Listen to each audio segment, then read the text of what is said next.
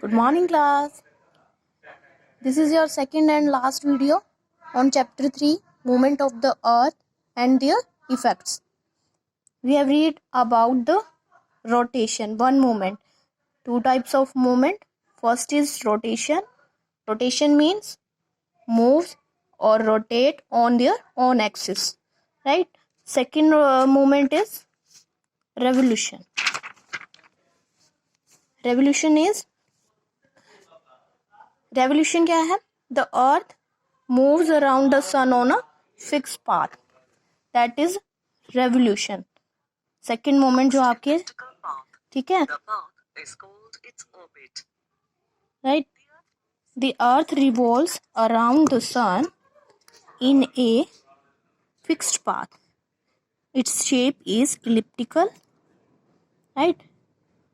Like earth, all the planets revolve around the sun on different orbits. इनके सबके different orbits होते हैं, different parts होते हैं. दैट्स वाई जो है ये आपस में टच नहीं करते हैं, रिवॉल्व करते हैं बट टच नहीं करते हैं. इनकी जो है डिस्टेंस जो है सन से डिफर करती हैं, अलग अलग डिस्टेंस होती है अलग अलग टाइम में. रेवोल्यूशंस के जो उनका पाथ है उन पर रेवोल्यूट करते हैं, अलग अलग टाइम लेते हैं, राइट. रेवोल्यूशन क्या है? जैसे हमने अभी रीड किया है, आपको दिखाया है. The earth also moves around the sun on a fixed path. This is path is called the orbit. इस पाथ को हम क्या कहते हैं? ऑर्बिट कहते हैं. The earth complete one revolution in 365 days and 1/4 day. Means 365 days and 6 hours, 6 घंटों में. ठीक है. We have only 365 days on our calendar में 365 डेज हैं.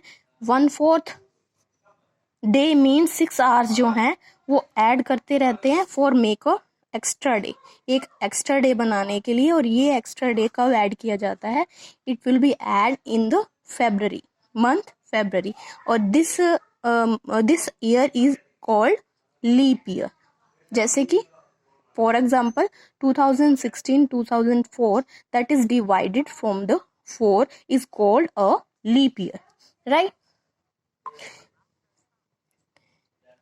अर्थ देखो, इसके इलेप्टिकल वे में इसकी चारों ओर रिवॉल्व कर रही है, साथ ही साथ इट इज रोटेट कर रही है अपने ही एक्सिस पर. ये 2 मूवमेंट्स हैं अर्थ की, राइट. अपने एक्सिस पर टिल्ट होने की वजह से ही जो है सीजन्स बनते हैं, इनके अलग अलग सीजन्स भी बनते हैं जो इसके रेवोल्यूशन का असर होता है, राइट. रेवोल्यूशन जो पाथ है, sometimes it is away from the sun and sometimes it will be close to the sun, right. ये मूवमेंट्स जो होती हैं, जो इनका प्लेस है, अलग अलग प्लेस हैं, अगर दूर होती हैं तो वहां पर क्या होता है? नॉर्दर्न हेमिस्फीयर में या सदर्न हेमिस्फीयर में टेम्परेचर का इफेक्ट पड़ता है. ठीक है. इफेक्ट्स क्या हैं रेवोल्यूशन के? The revolution of the earth around the sun causes season. इससे क्या बनते हैं? रेवोल्यूशन से सीजन बनते हैं.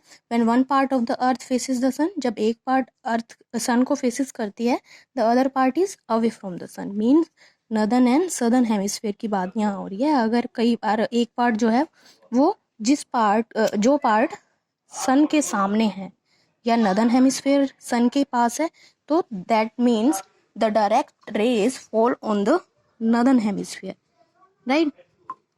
Look at the picture, right. In this position